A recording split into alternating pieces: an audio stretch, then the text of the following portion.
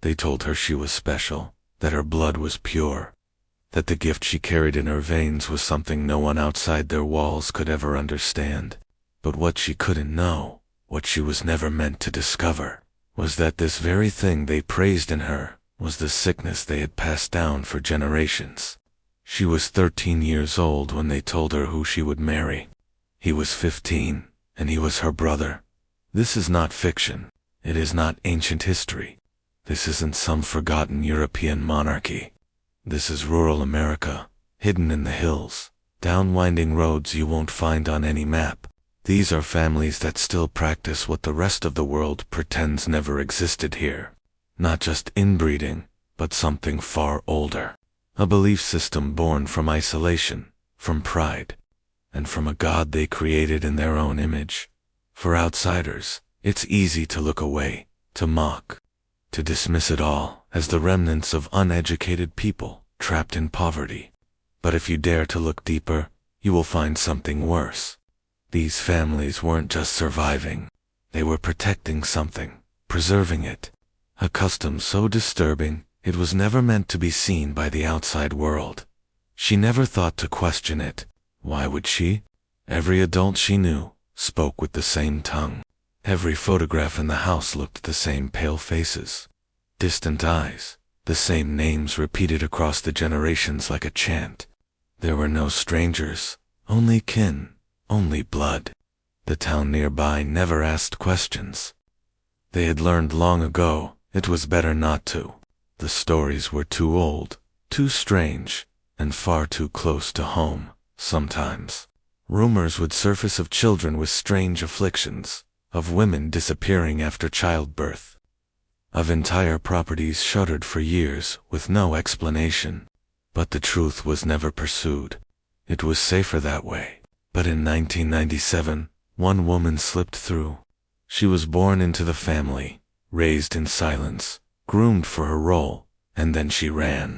She would be the first to speak out, not to the police, not to the media, but to a small-town nurse who noticed the bruises didn't match the story. That nurse made a report, and buried in that report was a single sentence that still chills the spine.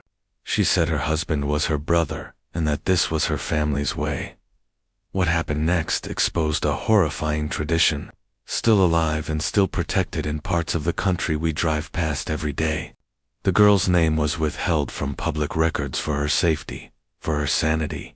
But her story filtered through legal channels like smoke slipping through cracks in an old house. Her birth certificate was real. Her marriage certificate was filed. Her family records were intact, too intact. It was the consistency that disturbed investigators most. Every name in that bloodline traced back to the same 5 surnames, repeated, interchanged, recycled. They lived in the foothills of eastern Tennessee, in a cluster of houses not shown on GPS. No electricity, no phone lines, a private chapel at the center, painted white, but long rotted at the baseboards. That's where the ceremonies were held. That's where the teachings were passed down. A book, not the Bible, but something else. Handwritten, leather-bound, passed down from patriarch to son. Its pages described a lineage that must never be tainted, a chosen line, marked by God, that had to remain sealed to outsiders. This wasn't just familial pride. This was doctrine, a theology of blood. The elders preached that purity came through suffering, that birth defects were not curses but signs of favor, that obedience to the family ensured survival in a world that had betrayed them long ago. And the children, they were born into it like cattle into a pen, marked, labeled, directed toward their fate. The woman who escaped told the nurse that at first, she didn't understand what was wrong. Everyone else was doing it, she said. Her aunt had married her cousin. Her mother had married her half-brother. There was no such thing as a family tree, only a circle, a closed loop. She had never heard the word inbreeding until she was nearly 15. It was whispered by an aide in a clinic, as if it were a curse word. When child services came, they found nothing. No drugs, no outright abuse, no one willing to talk. But what they couldn't see was the deeper truth. The manipulation was spiritual, psychological, generational. The children didn't cry. They didn't resist. They believed what they were told, that this was their duty, that love outside the bloodline was sin. And the girl, trembling in the corner of a dim clinic room, whispered, "They said I would ruin the blood if I left." That was the moment officials realized they weren't dealing with simple neglect. They were standing at the edge of something ancient, something ritualistic, a living echo of America's forgotten horrors. Authorities couldn't prove much, not without cooperation, and no one inside the family was talking. The girl was placed in protective custody under a false name, but her mind had already been shaped by the doctrine. She didn't know how to live outside the bloodline. She didn't trust strangers. She asked more than once if her brother was being punished, not for what he did to her, but for being denied her. That was love, she'd been told. That was faithfulness. That was tradition. Her story was quietly shelved, buried in sealed court records. But a single social worker couldn't let it go. She began investigating the family history, tracing land records, genealogy charts, even interviewing locals off the record. Of course, what she found wasn't just disturbing. It was methodical. This wasn't accidental inbreeding. It was engineered. The family had bought up surrounding properties over several decades. They discouraged marriage outside the circle, homeschooled their children, built fences, not physical ones, but social, spiritual, and generational. Every child born was logged in a family book. Their traits noted, their matches considered from the time they could walk. "She's a strong one. Might go to David's boy," one elder reportedly said, referring to a girl barely 5. Some of the boys were groomed to be patriarchs, quiet, devout, emotionally absent. Others were discarded, sent to work camps in neighboring counties under assumed identities, never spoken of again. The girls were different. They were raised like vessels, taught obedience, silence, scripture. Not the scripture you know, but one rewritten in their own dialect. One verse read, "Thy brother is thy mirror. In him, thy flesh shall be made full." Genetic counselors later called it a closed-loop reproduction system.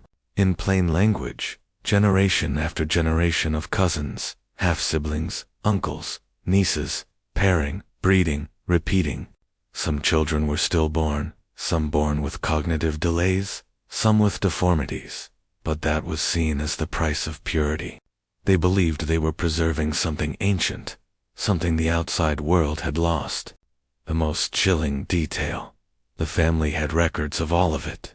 Meticulous journals written in cursive going back nearly 120 years. Names, pairings, birth outcomes, medical conditions, notes on temperament.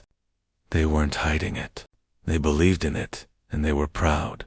By the time this truth began to surface, it was already too late. The damage had been done, not just to bodies, but to minds, to souls. There was one name that kept appearing in the records. Sarah May. She wasn't the girl who escaped. She was someone older, a ghost in the lineage, mentioned again and again in the journals, always with reverence and fear. The entries dated back to the 1930s.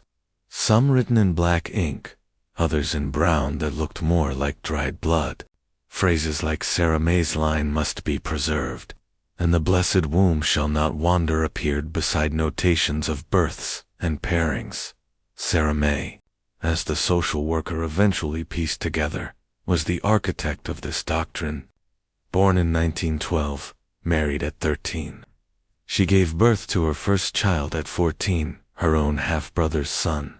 Over the course of her life, she bore 11 children, 5 of whom died before the age of 5. The rest were raised under her rule. But she wasn't passive. She wasn't brainwashed. She was the architect. According to an old neighbor, one of the last to leave the area before the family bought up all the surrounding land, Sarah May believed she had been chosen by God during a vision in childbirth. She reportedly claimed that an angel had appeared, telling her that only her blood was clean enough to preserve the truth of Eden. Everyone else, she said, was contaminated by modern sin. She rewrote the Bible by hand, removed verses, added others, and most chilling of all, she had a punishment system for unfaithful blood. Girls who refused their assigned matches were locked in the root cellar for days, fed only bread and water, made to memorize scripture until their voices cracked. Boys who disobeyed were beaten not for violence, but for looking beyond the property line. It's believed Sarah May died in 1983, but her rules didn't die with her. Her journal became scripture, her bloodline sacred, and her name unspoken in the family, but still worshipped. The girl who escaped in 1997, she was Sarah May's great-granddaughter said she had never heard her name aloud, but when she was shown a photograph during therapy, her voice trembled. That's the woman above the altar. They didn't hang a cross in the chapel. They hung her portrait. Sarah May wasn't just a matriarch. She was a prophet, a tyrant, a designer of generational control. And long after her death, her reach still shaped the minds, the wombs, and the marriages of children not yet born. By now, you might be wondering, how does something like this survive? How does it remain hidden in modern America, with its cameras, clinics, and child welfare systems? The answer isn't a lack of law. It's the silence of culture. These families don't trust outsiders, and more importantly, outsiders don't want to know. Law enforcement agencies quietly admit that deep rural cases often go unresolved for reasons of jurisdiction, staffing, or simply danger. Social workers are warned not to push too far in communities like these, not for fear of legal trouble, but because those who ask too many questions tend to get answers that unravel them. In 2001, a local pastor who tried to intervene in that same county vanished after giving a sermon about the blood of the lamb being twisted by man. His car was found a week later, parked on the shoulder of a mountain road, keys still in the ignition, no body, no follow-up. His congregation never spoke of him again. And here's where the horror sharpens into something almost spiritual. Outsiders don't just fear these families. Some admire them. Off-grid groups, anti-government sects. There are whispers, always whispers, that this kind of generational blood purity is viewed by certain fringe circles as a kind of strength, a return to old ways, to the land before corruption. There's a reason these families aren't caught. It's because they aren't entirely alone. They are protected not by any official order, but by the unspoken pacts of rural life. You don't ask what happens on someone else's land. You don't knock if there's no mailbox. And if a family buries their own dead behind their house, you simply look the other way. One neighbor, when asked why no one ever reported the strange rituals, simply said, "That's their way, always been." So when the girl escaped, when she whispered her story to the nurse, and that nurse whispered it to the county, she wasn't just breaking family code. She was shattering a system built over a century of quiet complicity, and yet the family still lives on, still in the same area, still raising children, still pairing names and journals. The girl's escape didn't burn the house down. It just let in a crack of light. Years passed. The girl, now a woman, never returned, but the land did not forget her. A strange thing began happening in the years after her escape. Fires, small ones at first, a shed, a barn.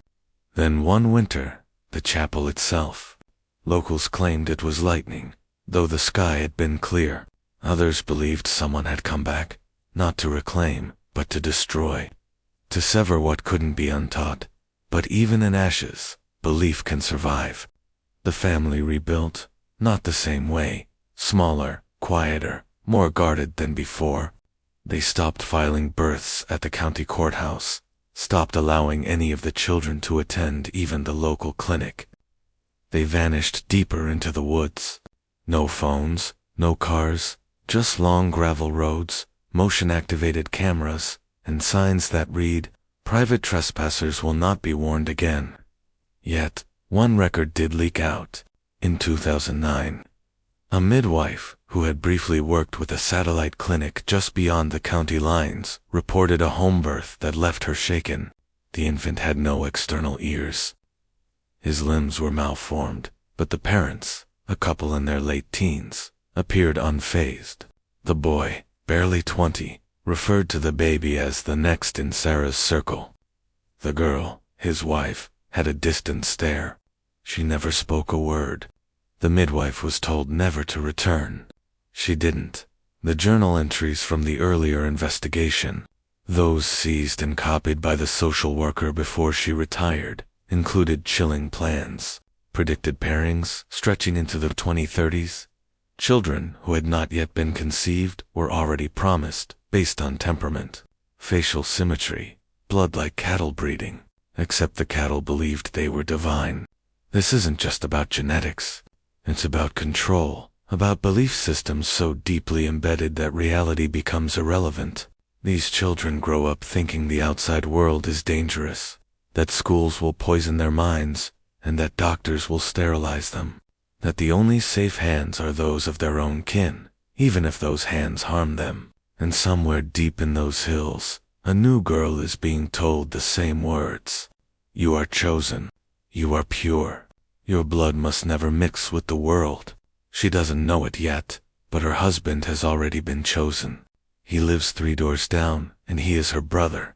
Maybe you want to believe this ended, that the girl who escaped sparked some reckoning, some investigation that finally tore the rot from the roots. But that's not how these stories close. Not in America. Not in places the census skips and the mail trucks avoid. What survives in the dark does so, because it knows how to hide in plain sight, wrapped in flags, in faith, in family. Today, the last known trace of that bloodline is a weather-beaten sign at the edge of a dirt road. No name, just a painted symbol, a circle wrapped by a line. It's not on any map. No street signs lead to it, but those who grew up nearby know what it means. Keep out. When state officials attempted to reinvestigate in 2012, they were met with silence. No children visible, no clear signs of occupancy, and yet fresh laundry on lines, smoke from chimneys. One agent swore he saw a child watching from the woods. Pale face, blank eyes, holding something close to her chest like a doll or a book. She vanished the moment she was seen. What scares people most isn't the deformities. It isn't the inbreeding. It's the faith. The belief that this is not only acceptable but necessary. That blood isn't just biology. It's doctrine. That love outside the family is heresy. That to break the chain is to die alone and damned. And if you listen, really listen, you'll find echoes of this belief far beyond that Tennessee hillside. In secluded communities, in fringe cults, in online forums that speak of genetic purity with chilling devotion. It's the same seed, same sickness, passed from hand to hand under the guise of tradition. The girl, the first to flee, never gave interviews. She changed her name, started over, but in her journal, uncovered years later by a trauma counselor, she wrote one final entry. I still dream of the chapel, of the portrait watching, of the voice that told me to obey. Sometimes I wonder if I left, or if I just became the first exile of a kingdom that will never stop building walls. This is not a story of the past. It's a living wound. And somewhere out there, the next ceremony is being prepared. A girl is being dressed in white, and her brother waits at the altar. The brother who waits is not a monster, not in his own eyes. He was taught that the shape of his sister's face is a mirror of his own, that their shared blood is a sacred covenant, not a sin. He stands at the altar of the rebuilt chapel, a simple structure of raw timber that smells of pine and damp earth. The portrait of Sarah May hangs once more above them, her painted eyes seeming to follow the few gathered kin. Her smile is not one of kindness, but of ownership. The girl, let's call her Lily, is 14. As her mother braids her hair with wildflowers, she doesn't think of love. She thinks of duty. She thinks of the stories told by the fire of the corrupted world outside, of the sickness that comes from mixing with the shallow-blooded. She has seen the faded photographs of the one who fled, the Gratant, whose name is now a curse. They say the outside air poisoned her mind, that she lives in a state of perpetual confusion, haunted by the purity she abandoned. This is not a warning Lily needs. The fear is woven into her, as inherent as the color of her eyes. The ceremony is not a wedding as the outside world knows it. There is no I do. There is a recitation, a chanting of verses from Sarah May's book. The elder, a man whose spine is curved like a question mark, places a cord, woven from the hair of their ancestors, around their joined wrists. The circle is bound, the line continues. The congregation, perhaps 24 souls in all, repeats the words. Their voices are a low hum, a sound that seems to rise from the soil itself. When her brother leans in to kiss her, his lips are cold. It feels less like a promise and more like a seal. Months turn into a year. Lily is with child. The women of the family place their hands on her swelling belly. Not with joy, but with the intense scrutiny of farmers assessing livestock. They speak of strength and purity. They note the symmetry of her features and her husband's, predicting a strong outcome. When the pains begin, she is taken not to a clinic, but to a back room lit by kerosene lamps. The birth is long and silent except for her choked breaths. She has been taught that crying out is a betrayal, a sign of weakness that displeases the ancestors. The child is a boy. He is small, too small, and his breaths come in ragged, wet gasps. His feet are clubbed, turning inward like wilted petals. The midwife, an aunt with hands like leather, swaddles him tightly. She does not meet Lily's eyes. He is a test of our faith, the aunt says, placing the bundle in Lily's arms. Sarah May endured such tests. Lily looks at her son. She sees the struggle in his tiny body, the way his heart beats a frantic rhythm against his bird-like chest. A thought, sharp and unbidden, pierces the dense fog of doctrine. This is not a test. This is pain. She pushes it away, horrified at herself, but the seed is planted. The boy lives for 3 weeks. He does not die in a dramatic fit, but fades, his light simply dimming one afternoon as Lily rocks him by the fire. The family handles his death with a ritualistic calm. He is buried in the small, crowded plot behind the chapel, next to other infants with similar, short-lived stories. There is no marker. His name, chosen from the book, is never spoken again. He was a branch that did not take, and the family tree simply grows around the absence. For Lily, however, the absence is a chasm. The quiet, logical part of her mind that she has spent a lifetime suppressing begins to whisper louder. She looks at her brother-husband and sees not a divine partner, but a boy as trapped as she is. She looks at the portrait of Sarah May and sees not a prophet, but a dead woman who invented a god to justify her own captivity. The change is slow, tectonic. It happens when a pamphlet from a traveling preacher left deliberately at the edge of their property by who knows whom is found and secretly passed among the younger women. It has pictures of a world beyond the hills, of people who look different from one another, who smile with a freedom they don't recognize. The elders call it propaganda, but Lily stares at the photograph of a woman in a graduation gown, her face turned toward the sun, and feels a longing so acute it is a physical pain. It happens when a state surveyor, a woman in a bright orange vest, accidentally trespasses while mapping the region. She is firm but not unkind, and when she looks at Lily, she doesn't see a vessel or a part of a bloodline. She sees a young woman. "Are you okay here?" she asks, her voice low. The question itself is a revolution. Lily does not run that night, or the next. She is smarter than the one who came before her. She knows the cameras, the watches that are kept. She knows the land. Instead, she begins her own quiet journal, not of lineage, but of evidence. She notes dates, quotes the elders' sermons, and sketches the symbols from Sarah May's book. She hides it in a place she knows they would never think to look, tucked beneath the loose floorboard under the wood stove, a place too hot, too mundane for sacred secrets. Her plan is not to escape for herself, but to break the system. She intends to take the journal with her, to get it to someone who cannot look away. She knows the story of the nurse. She knows that a single sentence once started a crack. She wants to bring the whole wall down. The night she chooses is moonless, the air thick with the promise of a storm. She waits until the house is asleep, the only sound the creaking of old timber. She retrieves the journal, its pages warm from the stove's residual heat, and tucks it inside her coat. She moves like a ghost through the woods, not toward the main road, but toward the neighboring hollow, where the surveyor had mentioned a new cellular tower had been erected, its signal now faintly brushing their valley. She doesn't look back at the dark cluster of houses. She looks forward, toward the faint, electronic hum of a world her family believes is damned. She is not just carrying a secret now. She is carrying a record, and a record, unlike a person, can be copied. It can be spread. It cannot be unmade.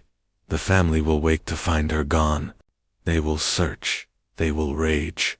They will tighten their rules. But the second exile is different from the first. She is not a frightened girl whispering to a nurse. She is a chronicler, and she is not just running from something. She is running toward a reckoning with the truth, warm and damning, held close against her heart. The circle has been broken again, but this time, with intent to shatter. The woods at night were a different kind of scripture, one written in the language of snapping twigs and the low sigh of the wind. Lily did not run. She moved with a deliberate, painstaking slowness, her senses stretched taut, mapping the familiar terrain by memory and touch. Every rustle in the undergrowth was a potential sentry, every distant owl call a possible signal. The journal pressed against her ribs was a live coal, its weight both a terror and a tonic. Back in the compound, her absence was discovered not at dawn, but in the deep, silent hour of 3 a.m. Her brother husband woke to an empty space beside him, the sheets already cold. The alarm was not a siren, but a low, urgent knocking on the elder's door. The response was immediate and practiced. Men with grim faces and battery-powered lanterns fanned out from the houses. They did not shout her name. They moved with a quiet, predatory efficiency, their paths calculated to cut off all known routes to the outside. They expected her to head for the county road, the path the first exile had taken. They set up watches at the old logging trail and the shallow crossing of Black Creek. But Lily was not on the road. She was moving parallel to it, 100 yards into the tree line, using the rocky spine of the ridge as her guide. She was heading for the high bluff the surveyor had pointed to, the one she said caught a whisper of a signal. The search party found nothing. As the sky began to lighten from black to a bruised gray, a cold rain began to fall, washing away any trace of her passage. The elder, standing on his porch and staring into the weeping woods, felt a new and unfamiliar emotion curdle in his gut. This was not the panicked flight of a scared girl. This was a calculated disappearance. It felt less like an escape and more like a defection. Meanwhile, Lily reached the base of the bluff. Her hands were scraped raw, her dress soaked and heavy with mud. The climb was treacherous, the limestone slick with rain. Halfway up, her foot slipped, and she fell hard, her ankle twisting with a sickening pop of pain. A cry escaped her lips, swallowed by the downpour. She curled against the rock, shivering, the journal clutched to her chest. For a moment, the old doctrine whispered to her, "This is your punishment. The land itself rejects you." But then she thought of her son's tiny, gasping breaths. She thought of the surveyor's question, "Are you okay here?"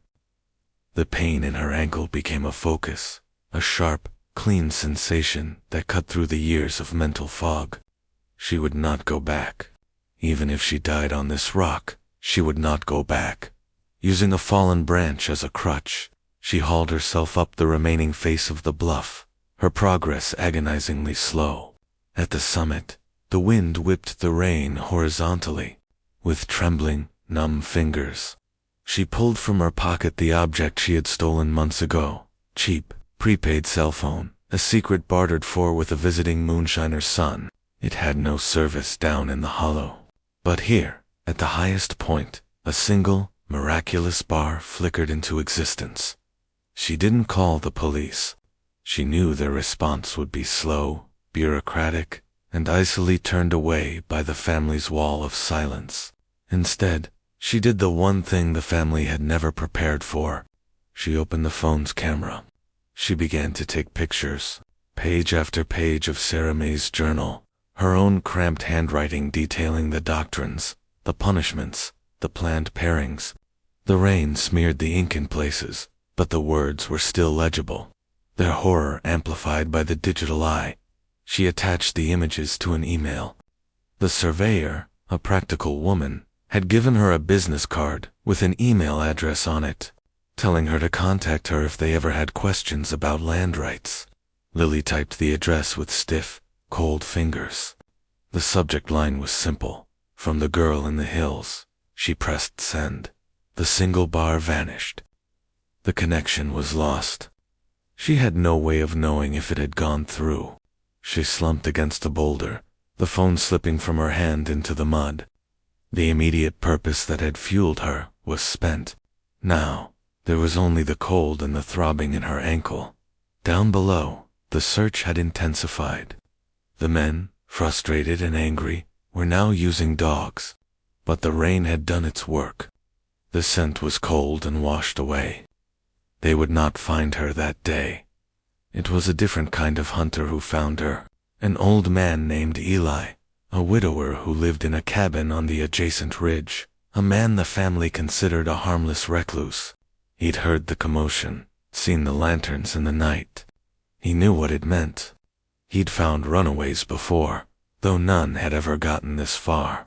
He followed the trail of broken ferns and a single, small footprint filled with rainwater. He found her at dawn, shivering uncontrollably, her face pale with pain and exhaustion. He didn't speak. He simply knelt, wrapped a thick wool blanket around her, and, with a strength that belied his age, lifted her into his arms. He carried her not toward the county road, but deeper into the wild, to his isolated cabin. He knew the family would never look for her on his land. They considered him cursed, his bloodline weak and diluted.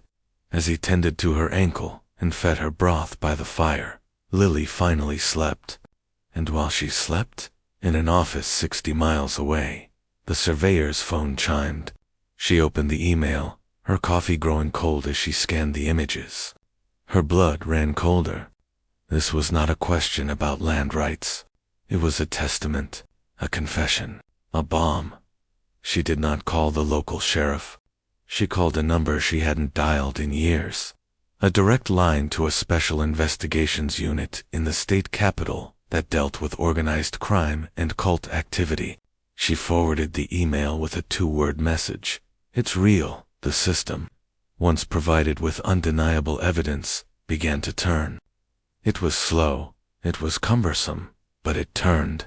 The journal pages, digital and infinitely reproducible, were already being analyzed.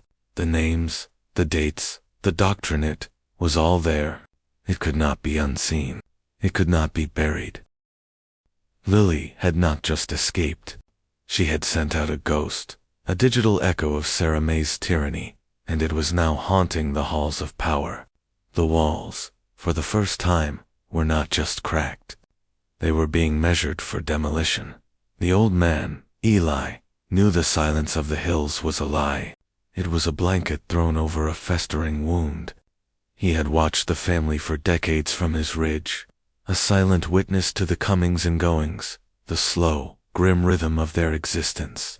He'd seen the smoke from their funerals, heard the rare sharp cry that wasn't from a fox or a bobcat. He knew the girl he'd carried to his cabin was not just a runaway. She was a refugee from a quiet war. He didn't ask her questions.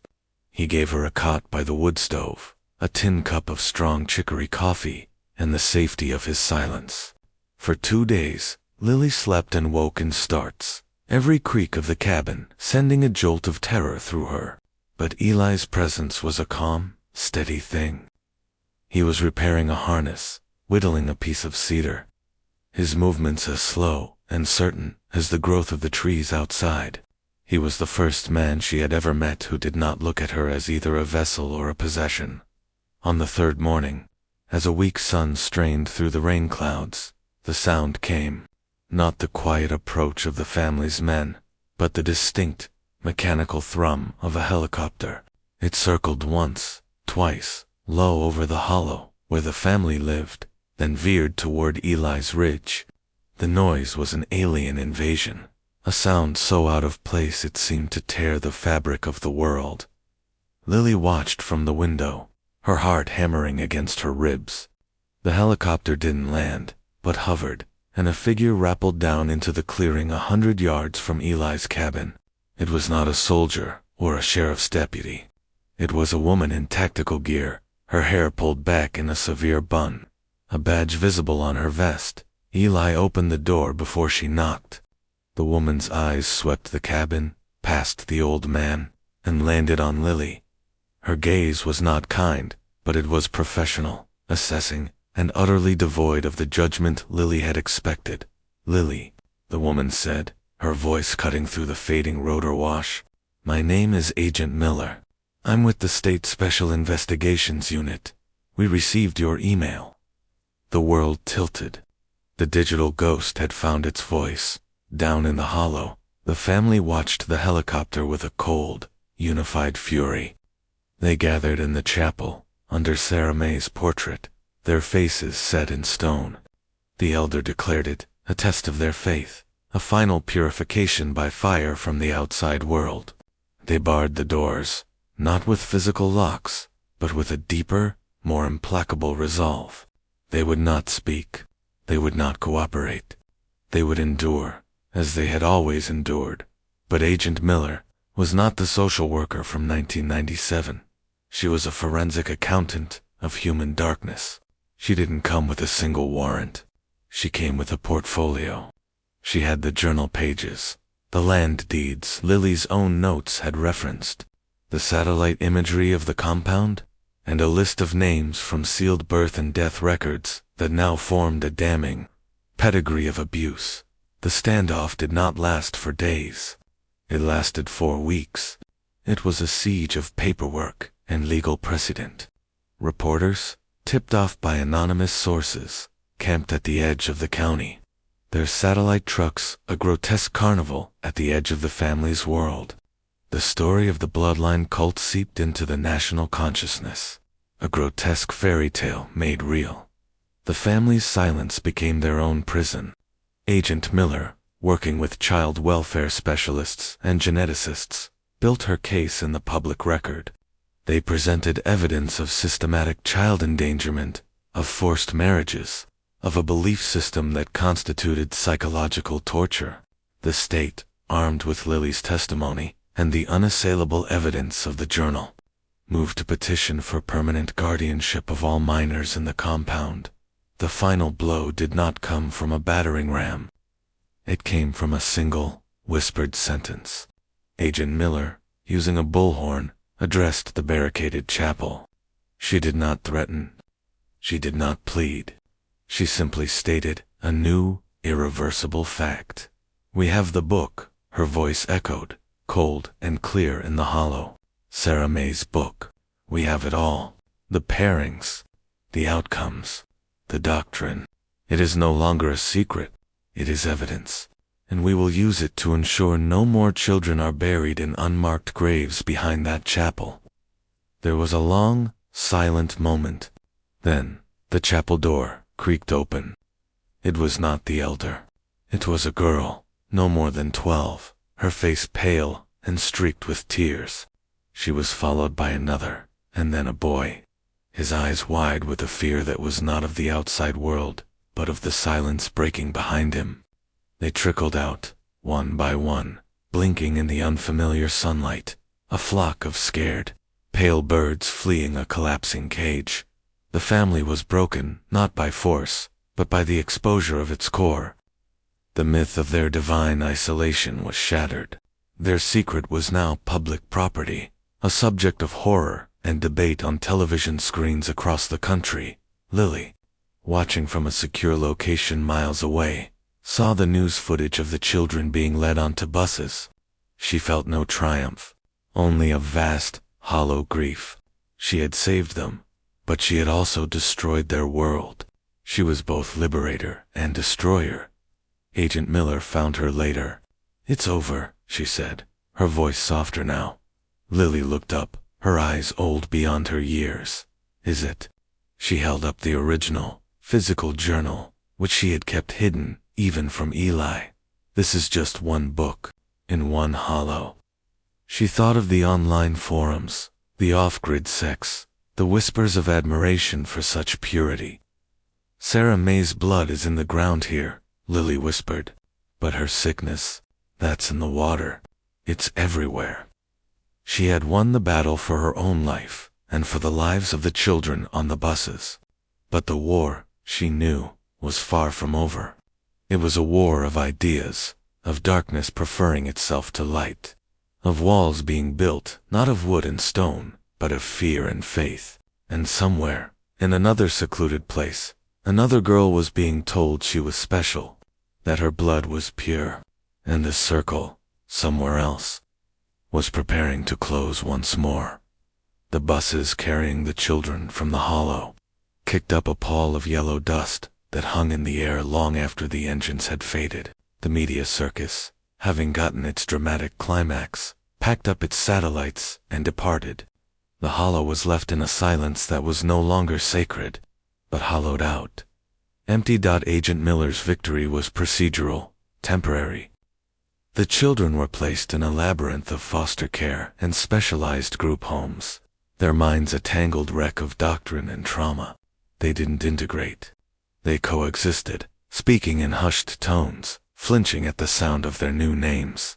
They were ghosts in a world that moved too fast and spoke too loudly.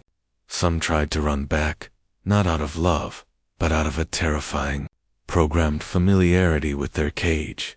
Lily was given a new identity, a small apartment in a city that smelled of exhaust and rain on hot pavement. The silence there was different.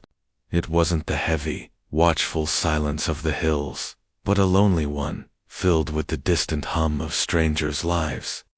She enrolled in a GED program. She learned to use a debit card, to order a coffee, to look at her reflection without seeing the judgment of Sarah May's portrait.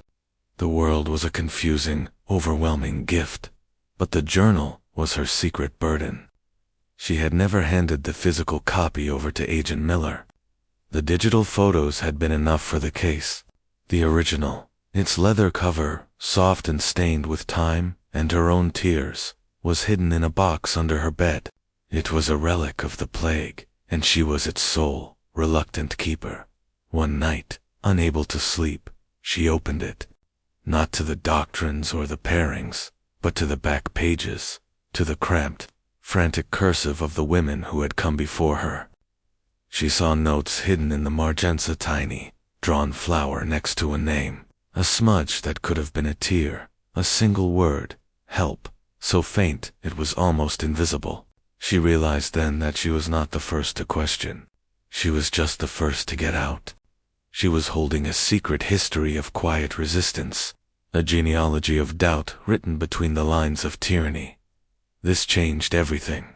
The journal was not just a record of crimes. It was a testament to the human spirit that had, for generations, strained against its chains. It was a message in a bottle, and she had been the one to find it.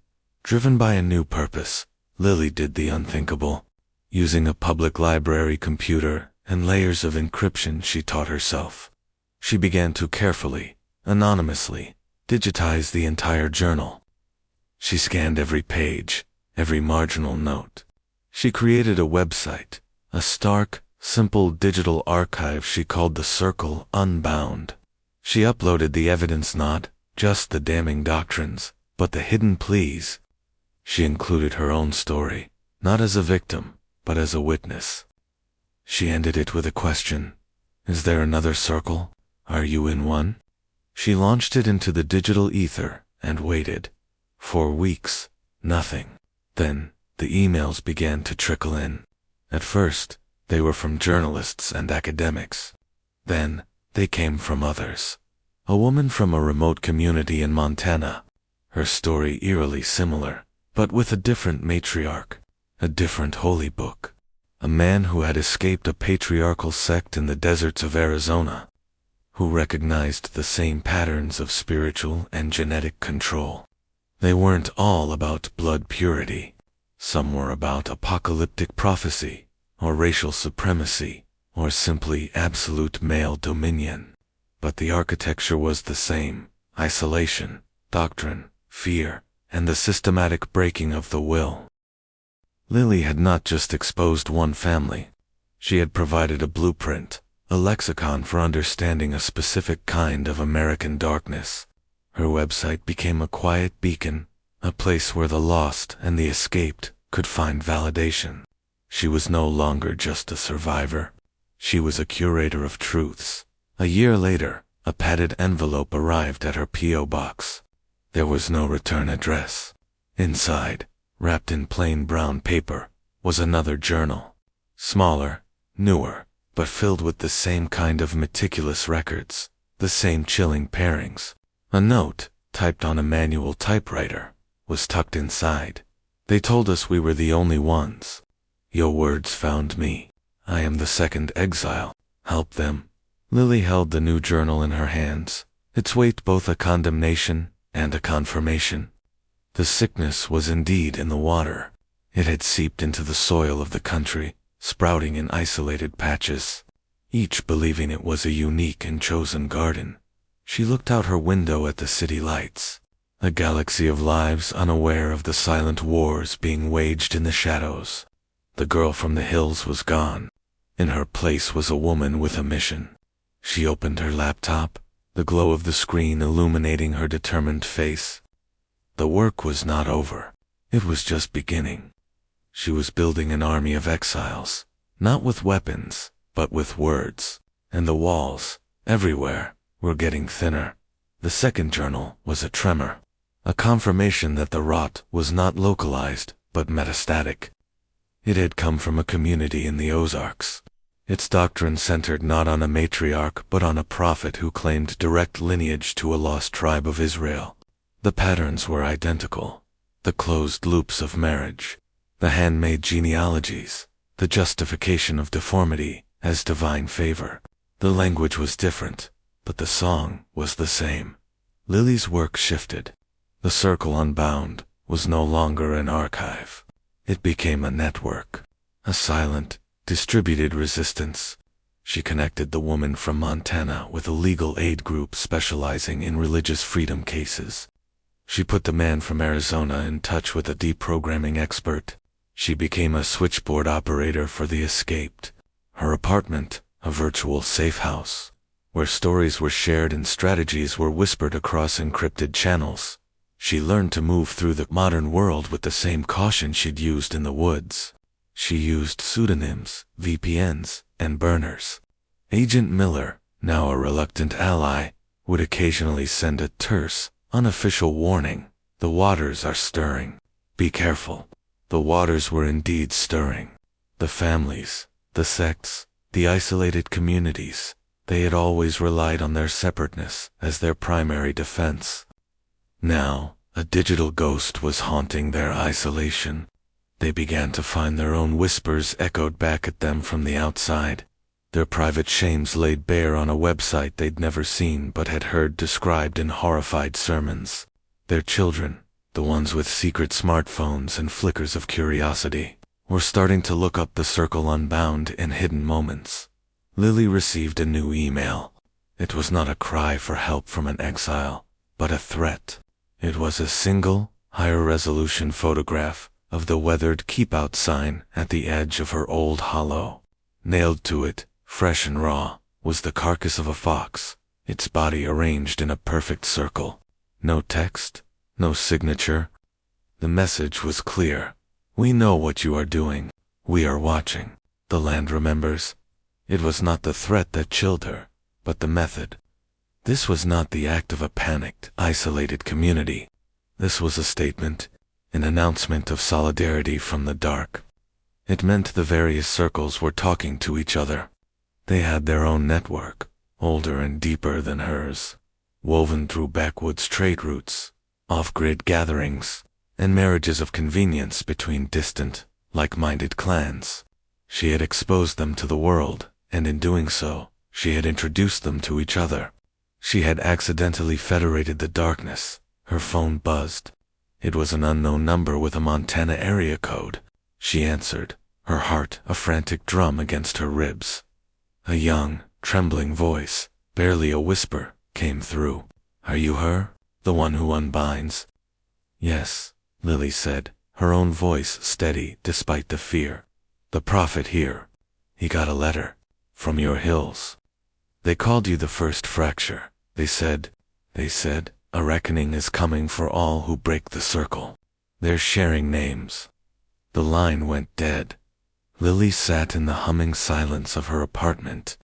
The city lights outside, once a symbol of anonymity, now felt like a million watching eyes. She had thought she was dismantling a system from the outside. Instead, she had forced it to evolve, to become self-aware and organized. She was no longer just a curator or a switchboard operator. She had become a figurehead, a target. She walked to the box under her bed and pulled out both journals, Sarah May's and the one from the Ozarks. She ran her fingers over the covers. These were not just records of crimes. They were battle plans. And the war was no longer defensive. It was escalating. Opening her laptop, she drafted a new post for the site, her fingers flying across the keyboard. The title was simple, The Reckoning. "They think a reckoning is coming for us," she wrote. "They are right. But it is not theirs. It is ours. It is the reckoning of truth against silence.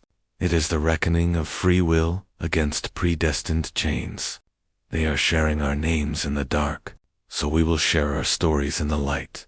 If you are reading this, and you are afraid, know this: you are not the fracture. You are the fisher of light before the dawn, and the dawn is coming." She hit publish. The fight had entered a new, more dangerous phase. She was no longer just saving victims. She was rallying an army for a war she hadn't known she was fighting. The girl who had run from the chapel was gone. The woman who remained would not run again. The post titled, The Reckoning, did not go viral in the way a celebrity scandal might. It seeped like water through limestone, finding its way into the fractures of the world it described. It was shared on dark web forums with paranoid commentary, printed out and passed hand to hand in remote communities, read aloud in hushed tones in trailers and cabins far from the internet's reach. Lily's words became a catalyst, polarizing the hidden world she had exposed. The backlash was swift and organized in a way she had never anticipated. A coordinated wave of digital attacks hit her website's sophisticated denial-of service. Assaults that spoke of resources and technical knowledge beyond a few isolated hill families. Her email was flooded with a new kind of message, not just threats, but meticulously crafted theological arguments. Long screeds quoting twisted scripture to justify the sacred lineage. They were trying to debate her, to out-reason her, using the language of her own upbringing. It was a psychological assault, an attempt to drag her back into the labyrinth of doctrine from which she had escaped. Then, the letter arrived at Agent Miller's office. It was on heavy, yellowed parchment, the handwriting an ornate, old-fashioned, cursive, dot to the whore of Babylon, who styles herself the Unbound. It began, "You parade your sin as virtue, and your rebellion as salvation. You have stolen sacred texts, and profaned them for the shallow gaze of the damned.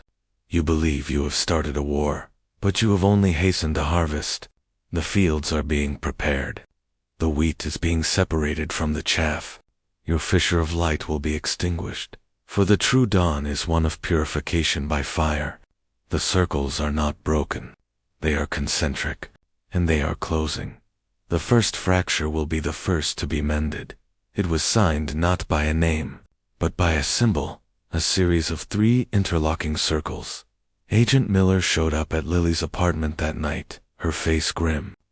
"They've formalized," she said, tossing the letter on the table. "This isn't a feud anymore. It's an ideology, with a command structure. The symbol, we've seen it before. Graffiti near the compound, in the Ozarks. Carved into a tree at a crime scene in Montana, where a defector was found. They're uniting under a banner." Lily felt a cold clarity settle over her. The scattered, isolated cells of the sickness were organizing, viewing her not just as a traitor, but as a heresy that needed to be systematically eliminated. Her war was no longer metaphorical. "I need to go back," Lily said, her voice quiet. "Back to the Hollow." "Lily, that's a suicide mission. They'll kill you on sight." "Not to the Hollow," Lily corrected, her eyes fixed on the interlocking circles. "To the source. To the root." She pointed at the parchment. "The language here, it's not Sarah May's. It's more biblical, more grandiose. This came from the Ozarks, from the prophet. He's the one uniting them. He's the one who called me the first fracture. If that's the heart of this new network, then that's where I have to strike." "It's too dangerous," Miller stated flatly. "I can't protect you there. It's a different state, different jurisdiction. These people are armed, paranoid, and they now have a unified enemy, you." "That's why I have to go," Lily replied, a terrifying calm in her heart. "They think the reckoning is about silencing me. They're wrong. I started this by exposing one truth. I have to end it by exposing the rest. I have to show the world that Sarah May wasn't a unique monster. She was a seedling. The Ozarks prophet is the full-grown tree, and if I don't rip out the root, his shadow is going to cover a lot more than just a few hollows." She was no longer the girl who had run for her life. She was the woman who would walk back into the heart of the darkness, not with a weapon, but with a truth so bright it would scorch the roots of the tree from the inside out. The circles were closing, but she was no longer inside them. She was the pin at their center, and she would not be moved.